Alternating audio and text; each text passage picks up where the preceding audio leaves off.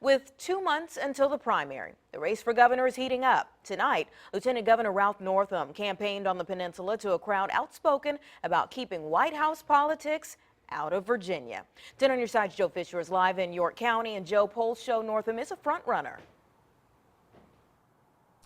Anita, absolutely. In a recently released poll by Christopher Newport University, Lieutenant Governor Ralph Northam is neck and neck with his Democratic challenger, Tom Perriello. On the Republican side, in that same poll, Ed Gillespie has a wide lead against the other two Republican challengers. But those poll numbers show that there are still many undecided voters, and many of the candidates are still widely unknown. I'm a fighter, I'm ready to lead the fight, but I need you to help me. Are you ready to join in the fight?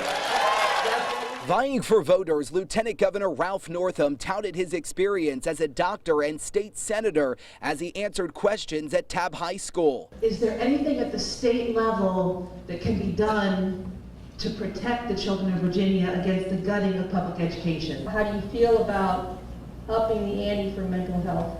Northam chairs a mental health task force and admits more needs to be done. He also supports the decriminalization of marijuana and efforts to increase funding for the Chesapeake Bay Cleanup Fund that could face drastic cuts under the White House's proposed budget. It's all about quality of life, but it's also about the economy in Virginia. Northam is essentially tied in the Democratic primary against opponent Tom Perriello, according to a recently released CNU poll. Dr. Rachel Bidikofer says there's still a large number of undecided voters for the candidates to capture. We found that in the Democratic primary, about 50% of the electorate indicated that they were undecided, and a good chunk of those guys were undecided because they don't know anything about the two candidates. Voters also got the opportunity to meet Lieutenant Governor candidate Justin Fairfax and several House candidates too. The turnouts in these off-year elections have traditionally been under half of the registered voters, and it's really important that people participate in the political process. Northam didn't hold back the attacks against President Donald Trump, adding he wants Virginia to be accepting of all people, and he plans for his cabinet to reflect it. Look around this room. We live in a very diverse society.